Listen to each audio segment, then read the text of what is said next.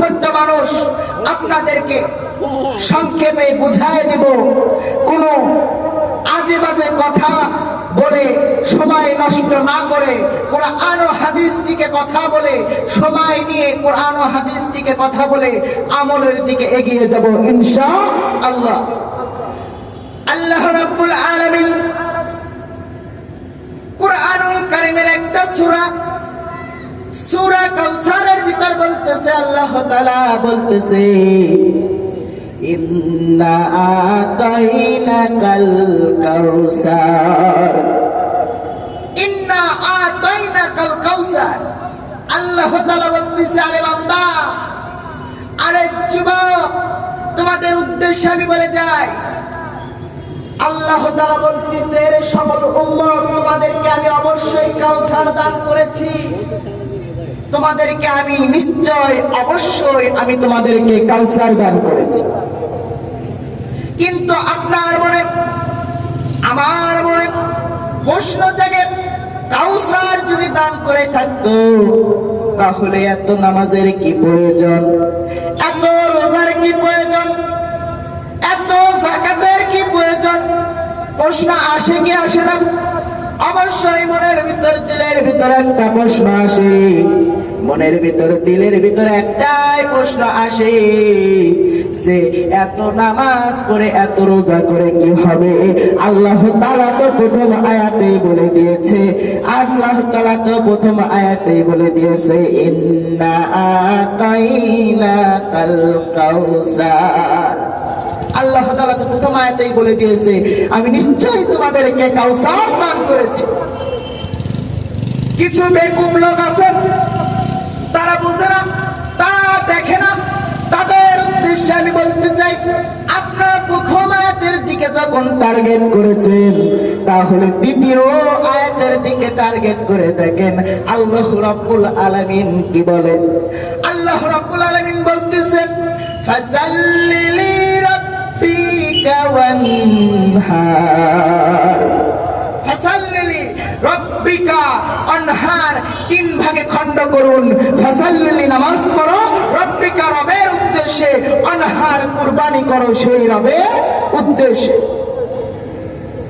যেই রব তোমাকে খাওয়ায়, যেই রব তোমাকে এই দুনিয়াতে পাঠিয়ে দিয়ে সুযোগ করে দিয়েছে, জান্নাতের একটা আশা তামান্না নিয়ে তোমাকে পাঠিয়ে দিয়েছে দুনিয়াতে, যেন তুমি আল্লাহর ইবাদত করে, আল্লাহর গোলামি করে যেন ওই আল্লাহর জান্নাত, সুন্দর বানানো একটা জান্নাতে যেন তুমি প্রবেশ করতে পারো। সেই আল্লাহ বলতেছে যে দ্বিতীয় আয়াতে কি বলতেছে দেখো, ফাসাল্লি রব্বিকা অনহার, ফাসাল্লি, নামাজ পড়ো, রব্বিকা, রবের উদ্দেশ্যে, অনহার, কুরবানি করো। অনেকের মনে আসে, অনেকের প্রশ্ন জাগে যে কুরবানি করবে। হ্যাঁ, অনেকেই ভাবে যে কুরবানি জিলহজ মাসের মনে হয় 10 তারিখ আসলে এই কুরবানি। আরে বাবারা, এ বন্ধুগণ, জিলহজ মাসের 10 তারিখ খালি ওটাই কুরবানি নয়। কোরবানিটা হলো তুমি যে সময় ব্যয় করে, এই যে সময়টা ব্যয় করে আল্লাহর রাস্তায় সময় লাগাইতেছো, মসজিদের ভিতরে সময়টা ব্যয় করে আল্লাহর রাস্তায় নামাজ পড়তেছো, মসজিদের ভিতরে সময় ব্যয় করে খুতবাটা শুনতেছো, মসজিদের ভিতরে সময়টা ব্যয় করে আল্লাহর কোরআনের কালামের কথা শুনতেছো, এটাই হলো কোরবানি। আল্লাহর কোরআন ও আল্লাহর রাস্তায় যতক্ষণ পর্যন্ত আল্লাহর রাস্তায় সময় ব্যয় করার নামই হলো কোরবানি। আল্লাহর রাস্তায় সময় বের করার নামই হলো কুরবানি। এজন্য সংক্ষিপ্ত বাবাজিরা আমার, সংক্ষিপ্ত ভাবে একটা আলোচনা করে যাবে। এ বাজানের আমার গভীর মনোযোগ দিয়ে শোনা যাবে। আল্লাহ রাব্বুল আলামিন দেখেন, হযরত মুহাম্মদ সাল্লাল্লাহু আলাইহি ওয়াসাল্লামের একটা কন্যা, কাছের কন্যা, হযরত মা ফাতেমা রাদিয়াল্লাহু তাআলা আনহু। হযরত মা ফাতেমা রাদিয়াল্লাহু তাআলা আনহু কি বলে দেখেন, একদিন রাত্রিবেলা তার স্বামীকে করে বলতেছো, আমার প্রাণের স্বামী, ও আমার প্রাণের স্বামী, আপনার সাথে আমি দীর্ঘদিন সংসার করেছি। কথার মাধ্যমে, সংসারের কর্মকাণ্ডের মাধ্যমে, বিভিন্ন কর্মকাণ্ডের মাধ্যমে ভুল হয়ে যেতেই পারে স্বামী। ও আমার প্রাণের স্বামী, কতই না ভুল হয়ে গিয়েছে। হয়তো কখন দুনিয়া থেকে বিদায় হয়ে যাব, কখন জানি দুনিয়া থেকে বিদায় হয়ে যাব, জানি না কখন জানি আল্লাহর ডাকে সাড়া দিই। ও প্রাণের স্বামী, আপনি আমাকে মাফ করছেন কিনা, এই কথাটা আপনার জবান থেকে শুনতে চাই। আলীর চোখ দিয়ে পানি বের হয়, আলীর চোখ দিয়ে পানি বের হইতেছে। আলী রাদিয়াল্লাহু তাআলা আনহু বলতেছে, ও আমার প্রাণের স্বামী, তুমি আমাকে কোনো কষ্ট দাও নাই, তুমি আমাকে কোনো কষ্ট দাও নাই, আমি বরং তোমার কষ্ট দিয়ে ফুলাই দিয়েছি। তুমি তো সাধারণ ব্যক্তি নয়, তুমি তো কামলে আলা নবীর কন্যা, তুমি তো বিশ্ব নবীর কন্যা, তোমাকেই বরং আমি কষ্ট দিয়ে ফেলেছি। এমন সময় অভাব অনটন হয়েছিল, 3 দিন 4 দিন পর্যন্ত তোমার খাওয়াইতে পারি নাই। এরকম দিন চলে গেছে, এরকম দিন চলে গেছে, তুমি অনেক কষ্ট পেয়েছো। পোশাকের অভাব, সংসারের ভিতর অভাব অনটন লেগেই থাকতো, লেগেই থাকতো, লেগেই থাকতো, তোমারে বরং আমি কষ্ট দিয়েছি। ওরা আমার প্রাণের স্বামী, তোমাকে আমি কি মাফ করব, বরং তুমি আমাকে মাফ করে দাও। এবার হযরত মা ফাতেমা রাদিয়াল্লাহু তাআলা আনহা তিনি বলতেছেন, ও আমার প্রাণের স্বামী না হয়, এবার বুঝলাম প্রাণের স্বামী, আপনার কাছে একটাই ওসিয়ত, আমার একটাই ওসিয়ত, একটাই ওসিয়ত, আমি মারা গেলে আপনি কি করবেন, এভাবে আগে শুনতেছে। মা ফাতেমা রাদিয়াল্লাহু তাআলা আনহা হযরত আলীর কাছে শুনতেছে, ও আমার প্রাণের স্বামী, আমি যদি মারা যাই, আমাকে কিভাবে, কেমনে, কিভাবে দাফন করবেন, কিভাবে জানাজা দিবেন?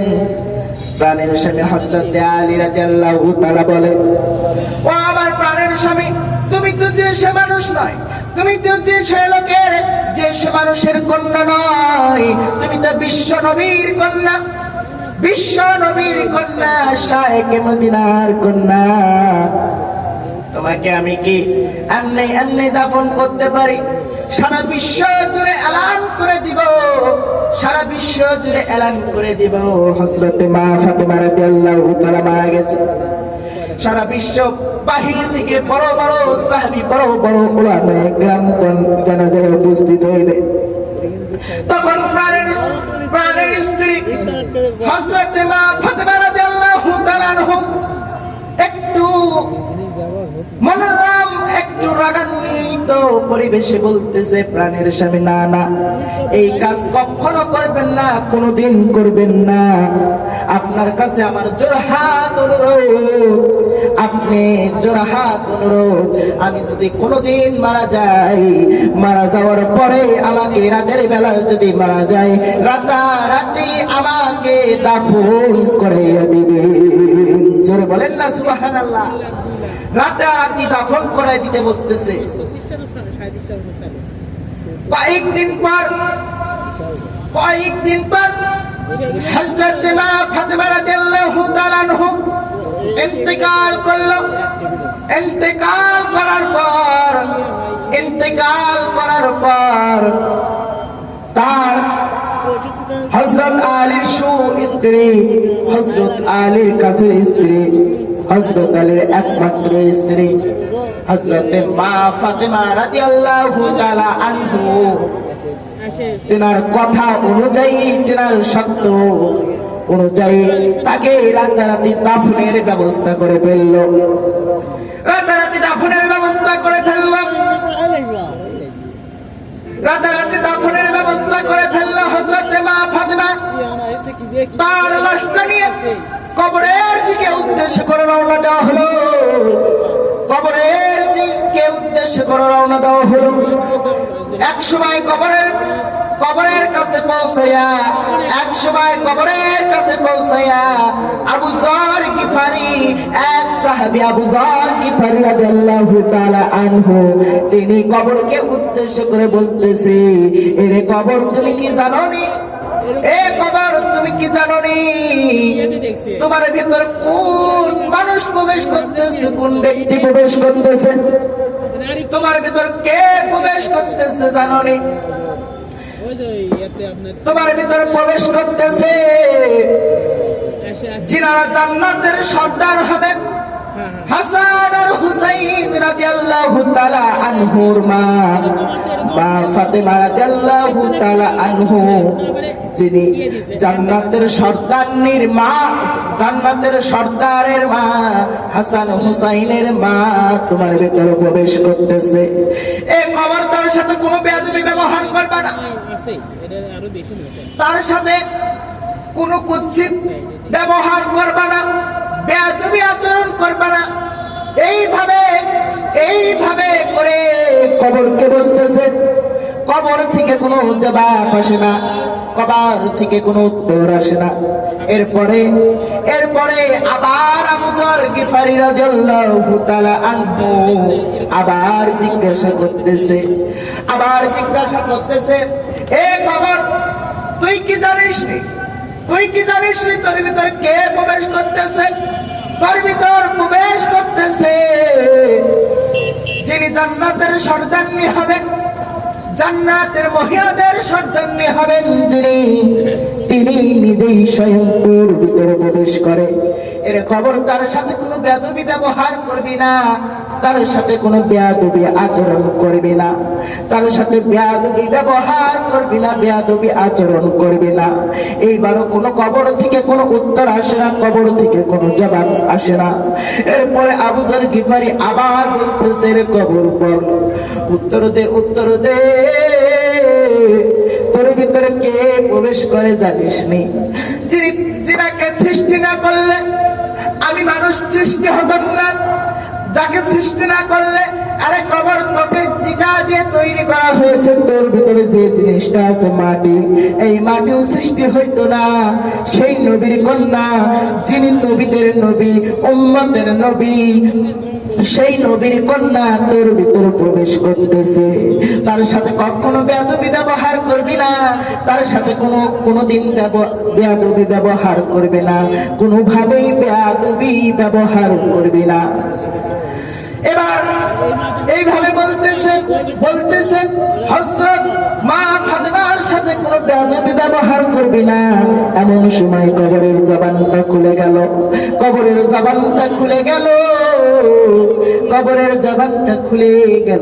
গেল, খুলে যাওয়ার পর কবর বলতেছে, এ দুনিয়ার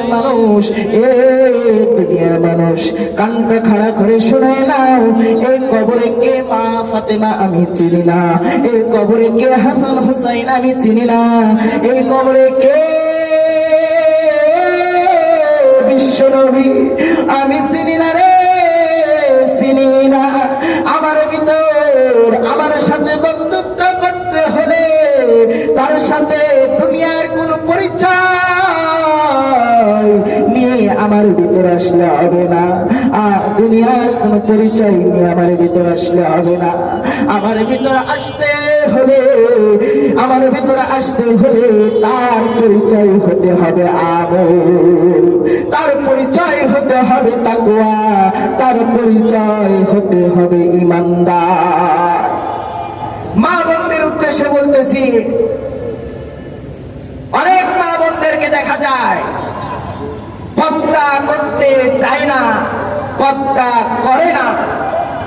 ওই মা বোনদেরকে উদ্দেশ্য করে বলতেছি আমি, আপনারা যে পর্দা করতেছেন না, দেখেন মা ফাতেমার জীবনে পড়ে দেখেন একটিবার, যেই মা ফাতেমা তিনার জানাজা যদি দিনের বেলার সময় যদি আলী রাদিয়াল্লাহু তাআলা জানাজার এলানটা করে দিত দুনিয়ার ভিতর, হাজার হাজার লক্ষ লক্ষ কোটি কোটি আল্লাহ ওয়ালা সাহাবী উলামায়ে কেরাম বুজুর্গ দিন মানুষেরা মুসল্লিরা উপস্থিত হতো, কিন্তু তিনি একটা ভয় করতেন। তাকে ভয় করতেন, যিনি হলেন আল্লাহ। সেই আল্লাহকে ভয় করে, সেই আল্লাহকে ভয় করে বলতেছে, যদি দিনের বেলা কোনো জানাজা হয়, দিনের বেলা কোনো যদি জানাজা দেওয়া হয়, সেখানে হয়তো বড় বড় উলামায়ে কেরাম আসবে, হয়তো বড় বড় কোনো সাহাবী কেরামেরা আসবে, হয়তো বড় বড় কোনো আল্লাহর বুজুর্গ দ্বীনের আসবে, কিন্তু এখানে আয়েশা তখনই আন্দাজ করে নেবে আমি পর্দার ভিতরে ছিলাম, কিন্তু সেই একদিনের কারণে সেই দিন আন্দাজ করে নেবে আমি মা ফাতেমা রাদিয়াল্লাহু তাআলার বডিটা কেমন ছিল, আমি মা ফাতেমা রাদিয়াল্লাহু তাআলার আকৃতিটা কেমন ছিল, এরকম বুঝে নেবে, ধারণ করে নেবে। এজন্য মা ফাতেমা রাদিয়াল্লাহু তাআলা এই একটুর কারণে, খালি শুধু জানাজা দেওয়ার কারণে, জানাজারে এই খালি ধারণ করার কারণে তিনি স্বামীর কাছে বলল, প্রাণের স্বামী আমার কাছে এই আপনি যে প্রস্তাবটা রেখেছেন আমি এটা মানতে পারতেছি না, আপনি আমার জানাজাটা রাতের বেলা দিয়ে রাতারাতি দাফন করে দেবেন। জয় বলেন না সুবহানাল্লাহ। কিন্তু আমার বাংলাদেশের মা বোনেরা, তিনিরা তো ডিজিটাল মার্কা, বাড়ির থেকে বের হলে তাদের অবস্থা দেখলে চোখ যে কোন দিকে দেব চিন্তা করা যায় না, চোখ যে কোন দিকে ফেলাবো, চোখের ধারণটা কোন দিকে দেব এটা দেখা যায় না। বামেও নারী, ডানেও নারী, সামনেও নারী, পিছনেও নারী, নারী আর নারী, কথা বলেন না কেন? এদের মনটা বোঝা বড় দায়। এজন্যই তো বিভিন্ন সময় বলেছেন, টাকা গোল পয়সা গোল, গোল আলো গোল, তাহার সে বেশি গোল মনের গন্ডগোল। টাকা গোল পয়সা গোল, গোল আলো গোল, তাহার চেয়ে বেশি গোল মনের গন্ডগোল, বাবা মনের গন্ডগোল। নারীদের মনে বড়ই গন্ডগোল, তাদের মনটা যে কি চায় এটাই বোঝা যায় না, কথা বলেন ঠিক কিনা? এজন্যই তো বলেছেন, আবার বলতেছেন, কাক কালো কোকিল কালো আরো কালো কেশ, তাহার চেয়ে বেশি কালো মনের হিংসা বেশ। কাক কালো কোকিল কালো আরো কালো কেশ, তাহার চেয়ে বেশি কালো মনের হিংসা বেশ। নিম তিতা নিন্দা তিতা আরো তিতা খর, তাহার চেয়ে বেশি তিতা 203 ঘর রে বাবা, 203 ঘর। একটা মহিলার স্থানে যদি আরেকটা কেউ নারী চলে আসে, তার জীবন তো ঝাঁঝরা করেই করে, পাশাপাশি স্বামীর জীবনটাও তেনা তেনা করে ফেলে দেয়, কথা বলেন ঠিক কিনা? এজন্যই তো বলতে চাই, মা বোনদেরকে উদ্দেশ্য করে বলতে চাই, আপনাদের জন্য বেশি কিছু আমল নাই, বেশি কোনো কিছু আমল নাই, বেশি কোনো কিছু ইবাদত নাই। আপনাদের ছোট্ট ছোট্ট কয়েকটা ইবাদত, আপনাদের জন্য ছোট্ট ছোট্ট কয়েকটা আমল, আপনাদের জন্য ছোট্ট ছোট্ট কয়েকটা তাকওয়ার কিছু বিষয়, এগুলোই যদি মেনে নিতে পারেন আর পাশাপাশি স্বামীর খেদমত যদি করতে পারেন, আপনার জান্নাতে যাওয়ার জন্য ঠেকাইতে, কথা বলেন না কেন? এজন্য মদিনা ওয়ালার প্রেমিক হতে হবে, আশিক হতে হবে, ওই মদিনা ওয়ালার আশিক হতে হবে, যেই নবীকে একটিবার স্বপ্নে যুগে দেখলে আমার জীবনটা শান্তি হয়ে যায়, যেই নবীকে একটিবার স্বপ্নে যুগে দেখলে জীবনটা শান্তি হয়ে যায়, ধন্য হয়ে যায়, যেই নবীকে একটিবার স্বপ্নে যুগে দেখলে আপনার জাহান্নামের আগুন হারাম হয়ে জান্নাতটা ওয়াজিব হয়ে যায়। এজন্য আমার মুর্শিদ কেবলা বলেছেন, সালাত সালাম গয় আমার, দরুদ সালাম গয় আমার, কইয়া নবী মুস্তাফায়, দেখা দিও যাব মদিনায়, দেখা দিও যাব মদিনায়।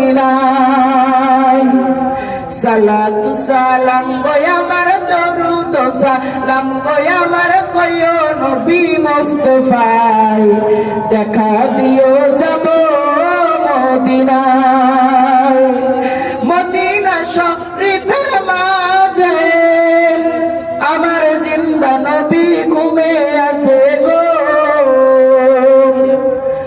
মদিনা শরীফের মাঝে আমার জিন্দা নবী ঘুমে আছে গো আমারে করিয়া পাগল শুয়ে আছো মদিনায় সালাত সালাম গো আমার দরুদ সালাম গো আমার কইও নবী মুস্তাফায় দেখা দিও যাব মদিনায় দেখা দিও যাব মদিনায় কথা বলেন ঠিক কিনা মদিনা শরীফে যাইতে মন চায় মদিনা ওয়ালার জীবনে শুনতে চাই মদিনা ওয়ালাকে একটিবার যদি জীবনে যাপন করতে পারতাম ওই মদিনা ওয়ালাকে জীবনে যাপন করতে মন চাই মদিনা ওয়ালার সাথে জীবনটা সারা জীবন কাটিয়ে দিতে চাই আরে বয়োজ্যেষ্ঠ যারা মুরব্বী কেরাম আর যারা হজে গেছেন মদিনা ওয়ালার দেশে গেছেন তারাই জানে ওই মদিনা ওয়ালার দেশটা কেমন মদিনা ওয়ালা দেশটা কেমন একবার দেখা মদিনা ওয়ালা দেশটা একবার দেখার পর মনে হয় ওই মদিনা ওয়ালার দেশেই থেকে যায় ওই মদিনা ওয়ালার দেশেই থেকে যায় ওই মদিনা ওয়ালার দেশেই থেকে যায় এরে যুবক তোমাদের উদ্দেশ্যে বলছি কক্সবাজারে কয়েকবার ঘুরলা দুইবার ঘুরলা তিনবার ঘুরলা চারবার ঘুরলা পাঁচবার ঘুরলা তারপর আর ভালো লাগে না আপনাদের মন কক্সবাজার দুই তিনবার চারবার পাঁচবার ঘোরার পর আর ভালো লাগলো না কুয়াকাটা চলে গেলেন কুয়াকাটা যাওয়ার পর কুয়াকাটার কয়েকবার ঘুরলেন ভালো লাগলো না প্রথমবার ভালোই লাগে দ্বিতীয়বার একটু তৃতীয়বার চতুর্থবার যাওয়ার পরে আর ভালো লাগলো না তারপরে বিভিন্ন দর্শনীয় স্থানগুলো ঘুরলাম বাংলাদেশের বিভিন্ন স্থানগুলো ঘুরলাম পাহাড় ঘুরলাম পর্বত ঘুরলাম সমুদ্র সৈকত ঘুরলাম একবার দুইবার তিনবার যাওয়ার পর আর ভালো লাগে না আর আমার মদিনাওয়ালা দেশে একটিবার নয় দুইটিবার নয় বাংলাদেশে এমন রেকর্ড করা হাজি আছে বাংলাদেশে এমন রেকর্ড করা হাজি আছে যেই হাজি তার জীবনে 80 বার উমরা করেছে জোরে বলেন না সুবহানাল্লাহ 80 বার উমরা করা কি সহজ কথা বাংলাদেশের রেকর্ড করা হাজি 80 বার উমরা করেছে বিভিন্ন সময় দেখবেন ইউটিউবে সার্চ দিয়ে দেখবেন এতবার হজ করলো কে এতবার মদিনা ওয়ালা দেশে গেল কে এরকম লোক মদিনা ওয়ালা দেশে যাইতে মন চায় মদিনা ওয়ালা দেশে যাইতে মন চায় মদিনা ওয়ালা দেশে গেলে আমার পরিবারের খোঁজ থাকে না আমার মাতৃভূমির খোঁজ থাকে না আমার দুনিয়ার কোনো খোঁজ থাকে না আমার চাষাবাদের কোনো খোঁজ থাকে না আমার সংসারের কোনো খোঁজ থাকে না শুধু মন চায় মদিনা ওয়ালা দেশে জীবনটা কাটিয়ে দিতে আমার যুবক ভাইদেরকে বলবো যেই টাকা খরচ করে তোমরা কক্সবাজার যাও যেই টাকা খরচ করে তোমরা বিভিন্ন অঞ্চলের দর্শনীয় স্থানে যাও যেই টাকা খরচ করে ওই যে আপনার ভারতের ভিতরে বিভিন্ন দর্শনীয় স্থান তাজমহল ঘুরতে যাও ওই টাকা খরচ না করো ওই টাকার সাথে কিছু টাকা অ্যাডজাস্ট করে মদিনা ওয়ালার দেশে যে দেখো না ওই মদিনা ওয়ালার দেশে গেলে কতই না শান্তি লাগে ওই মদিনা ওয়ালার দেশে গেলে মনটা শান্তি হয়ে যায় প্রাণটা শান্তি হয়ে যায় মনে হয় মদিনা ওয়ালার দেশেই থেকে যায় আরেকটা কথা সেটা হলো আলোচনা শেষ করে দিব রে বাজান গভীর মনোযোগ দিয়ে শোনেন একদিন একদিন আমি এক জায়গায় যাইতেছি, এক বাউল ভাই, এক শিল্পী ভাই, তিনি এখন গানের সুরে বলতেছে, বাপ মরলে বাপ পাওয়া যায়, মা মরলে মাও পাওয়া যায়, বউ মরলে বউ পাওয়া যায় না। কথা বলেন ঠিক না? এখন আমি চিন্তায় আছি, কই বাপ মরলে বাপ পাওয়া যায়, বউ মরলে বউ পাওয়া যায়, মা মরলে মাও পাওয়া যায়, কিন্তু বউ মরলে বউ পাওয়া যায় না, এটা আবার কেমন কথা? আমি এখন ওই বাইরে উদ্দেশ্য করে বলি, রে ভাই, আরে ভাই, আমার বাপটা 3টা বছর ধরে দুনিয়া থেকে বিদায় নিল। ওই বাপরে, ওই বাপের আদর, ওই বাপের মহব্বত, ওই বাপের স্নেহ, ওই বাপের যে আদরটা 3টা বছর থেকে বঞ্চিত হয়ে আছি। এত লোক আদর করে, এত লোক ইজ্জত করে, বাপের মতো কোনো ইজ্জত পাই না, সম্মান পাই না, আদর পাই না, যত্ন পাই না। এখন ওই শিল্পী ভাই বলতেছে, আরে ভাই, আপনারে বলে যাই, আপনারা তো বুঝবেন না, এটা কিছু মারফতি কাহিনী। আমি দেখেন সত্যি বাপ মরলে বাপ পাওয়া যায়, মাও মরলে মাও পাওয়া যায়। আমি কই কেমনে রে বাবা, কেমনে? তিনি বলে, আরে আমার মাওটা মরে গেল, মাওটা মরে যাওয়ার পর পাড়ার সকল বয়োজ্যেষ্ঠ নারীরা এসে বলল, বয়োজ্যেষ্ঠ মুরব্বী নারীরা, কত বোনেরা, কত মায়েরা এসে বলল, আরে তোর মা মরেছে, কি হয়েছে? আমি তো তোর মায়ের মতন। কথা বলেন না কেন? এবার বলতেছি, বুঝলাম, বাপ মরলে বাপ পাওয়া যায়, এটা আবার কেমন কথা বলো? বলতেছে, আরে বুঝেন না, এই পাড়ার ভিতর আমার বাপ একজন মুরব্বী লোক ছিল, তিনিও দুনিয়া থেকে বিদায় হইল। আমি কান্নায় ভেঙে পড়লাম। কান্নায় ভেঙে পড়ার পর কত মুরব্বী বাবারা, কত বাবার বয়সী বাবারা এসে বলে, আরে এত কান্না করতেছিস কেন? এত কান্না করে কি হবে? একদিন তো সবার দুনিয়া থেকে চলে যেতে হবে, একদিন তো সবার দুনিয়া থেকে চলে যেতে হবে। আমি তো তোর বাপের মতো, আমি তো তোর বাপের মতো, চিন্তা করিস না, আজ থেকে তুই আমার বেটার মতো হয়ে থাকবি। এইবার বলতেছে, বইয়ের কাহিনীটা কয়েন তো। বলতেছে, যখন আমার বউটা মারা গেল, বউ মারা যাওয়ার পরে এত কান্না করতেছি, এত কান্না করতেছি, পাড়ার কোন বেটি আইসা আমারে বললো না, পাড়ার কোন বেটি আইসা, কোন মা বোনের আইসা বললো না, বউ মরছে তো কি হয়েছে, আমি তো তোর বইয়ের মতো আছি। কথা বলেন ঠিক কিনা? গানের কিন্তু একটু ভাঙচুর আছে, কথা বলেন না কেন? বুঝতে হবে একটু। বার মা বোনদেরকে বলতেছি, আপনারা সতর্ক হয়ে যান। যুবকরা যে গানগুলো বাই করছে আপনাদের টাইট, কথা বলেন না কেন? এজন্য আমি কথা ওই দিকে দিব না রে বাজান। আমার কথা হলো একটা ছোট্ট কথা। এ বাজান রে, এ মুরব্বী বাবারা, আমার গভীর মনোযোগ দিয়ে শুনে যাও। আমি যখন সিলেটের ময়দানে একদিন গেলাম ঘুরতে সফরে, একদিন সিলেটের ময়দানে গিয়েছিলাম সফরে, কয়েকদিন সিলেটের ময়দানে ছিলাম।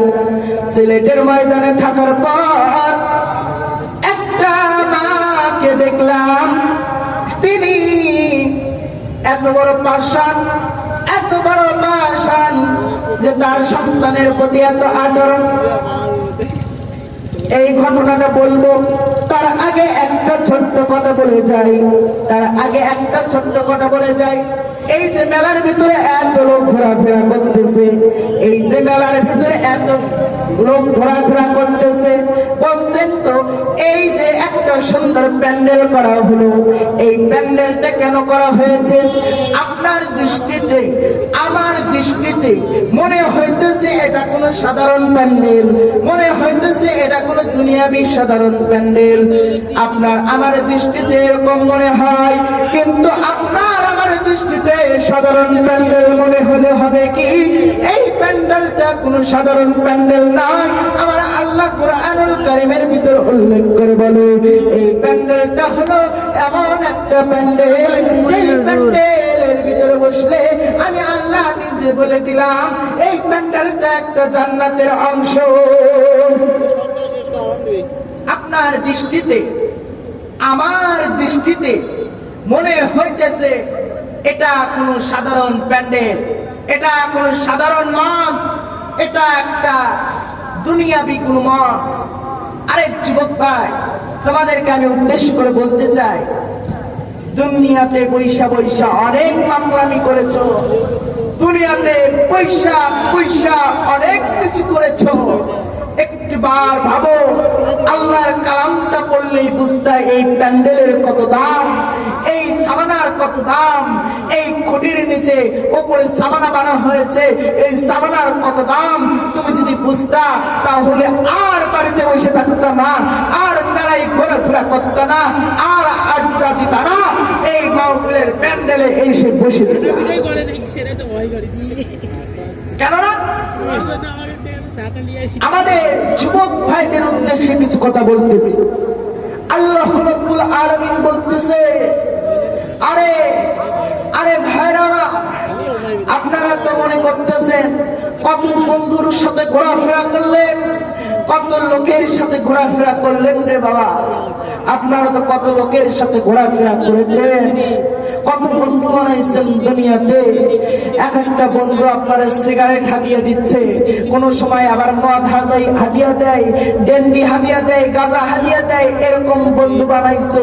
আরে যুবক, তোমার দিলটা দিয়া, মনটা দিয়া যদি একটিবার ভাবতে পারতা, একটিবার যদি ভাবতে পারতা, দুনিয়া কয় দিনের মেলা, দুনিয়া 2 দিনের মেলার বন্ধু, দুনিয়া 2 দিনের মেলা। একটিবার ভাবো, এমন একটা বন্ধু বানাও যেই বন্ধু সিগারেটের বদলে টুপি হাদিয়া দেয়, যেই বন্ধু মদের বদলে মাঝে মধ্যে কাপড়গুলো আপনার পাঞ্জাবি হাদিয়া দেয়, আপনার গাজার বদলে আপনাকে ভালো কিছু হাদিয়া দেয়, আতর হাদিয়া দেয়। এরকম বন্ধু বানাও, দুনিয়া পাল্টে যাবে। যেই বন্ধু তোমার নামাজের তাগিদ করে সেই রকম বন্ধু বানাও। যেই বন্ধু তোমার ইসলামের প্রতি নিয়ে যাওয়ার জন্য তোমার তাগিদে থাকে সেরকম বন্ধু বানাও। তোমার দুনিয়াটা কামিয়াব হয়ে যাবে, তোমার দুনিয়াটা কামিয়াব হয়ে যাবে। আরে বন্ধু, এজন্যই তো আল্লাহ রাব্বুল আলামিন বলতেছে আকুনু মা'আস সাদিকিন। আল্লাহ রাব্বুল আলামিন বলতেছে তোমার চলাফেরা সত্য লোকের সাথে চলাফেরা করো, তোমার চলাফেরা করো ইমানদারের সাথে চলাফেরা করো, তোমার চলাফেরা করো ওই ইমানদার ব্যক্তির সাথে চলাফেরা করো, তোমরা চলাফেরা করো ওই ইমানদার ব্যক্তি, যেই ব্যক্তি তোমার নামাজের তাগিদ করে। যেই বন্ধু বানাবা, আরে যুবক ভাইরা, গভীর মনোযোগ দিয়ে শুনে যাও। যেই বন্ধু বানাইবা তুমি, এমন বন্ধু বানাও যেই বন্ধু তোমার মাঝে মধ্যে নামাজের তাগিদ করবে, নামাজের খোঁজ খবর নেবে। এমন বন্ধু বানাও যেই বন্ধু তোমাকে ইসলামের পথে জিহাদের তাগিদ করবে, খোঁজ খবর নেবে, ইসলামের প্রতি ডাকবে। সেরকম বন্ধু বানাও, এমন রকম বন্ধু বানাও যেই বন্ধু তোমাকে দুনিয়াতে যেভাবে সম্পর্ক রাখছো, আখিরাতে ওই জান্নাতের ভিতরে এরকম যেন সম্পর্ক থাকে, এরকম বন্ধু বানাও। বন্ধু বানাতে হলে এরকম বন্ধু বানায়। ওই ডেন্ডিখোর, গাঁজাখোর, মদখোরকে বন্ধু বানায় কোনো লাভ নাই, বরং সে আপনারই ক্ষতি। আর আপনি যদি দুনিয়াতে একটা সুন্দর বন্ধু বানাইতে পারেন, আরে যুবক ভাইরা, দুনিয়াতে যদি একটা সুন্দর বন্ধু বানাইতে পারেন, আপনার দুনিয়াও কামিয়াবি, আপনার আখিরাতও কামিয়াব। আপনিও কামিয়াব, আপনার বন্ধুও কামিয়াব। এরকম বন্ধু বানাও যেই বন্ধুর দ্বারা উপকৃত হবা, যেই বন্ধুকে পাইলে এমন সময় তুমি বিপদে পড়ছো, এমন সময় তুমি বিপদে পড়ছো, 20,000 টাকার দরকার, এমন বন্ধু বানাইছে যেই বন্ধু গাঁজা খাইতে খাইতে রাস্তার মধ্যে চট্টাং করে পড়ে যায়, ওই বন্ধু টাকা দিবে কোথা থেকে? যেই বন্ধু বানাইছো যে বাপের পকেট মাইরা বিড়ি খায়, এমন রকম বন্ধু বানাইছো, ওই বন্ধু তোমার বিপদে সাহায্য করবে কেমনে করে? এমন একটা বন্ধু বানাইছো যে চাউল চুরি করে গাঁজা কিনে, ওই রকম বন্ধু তোমাকে সাহায্য করবে কেমন করে? বাড়িতে অশান্তি সৃষ্টি করে যেই বন্ধু, সেই বন্ধুর সাথে সেই বন্ধু তোমার তাগিদ রাখতে পারবে এমন একটা বন্ধু বানাও যে ইমানদার, যে আমলওয়ালা, যে আখলাকওয়ালা। সেই বন্ধু কখনো বিড়ি মদ সিগারেটের প্রতি আসক্ত হয় না, আসক্ত হয় ওই মদিনাওয়ালার পথে। যেই বন্ধুর সাথে চললে, যেই বন্ধু তোমাকে মদিনাওয়ালার দেশে নিয়ে যায়, যেই বন্ধু সাথে চললে জীবনটা ধন্য হয়ে যায়, এমন একটা বন্ধু।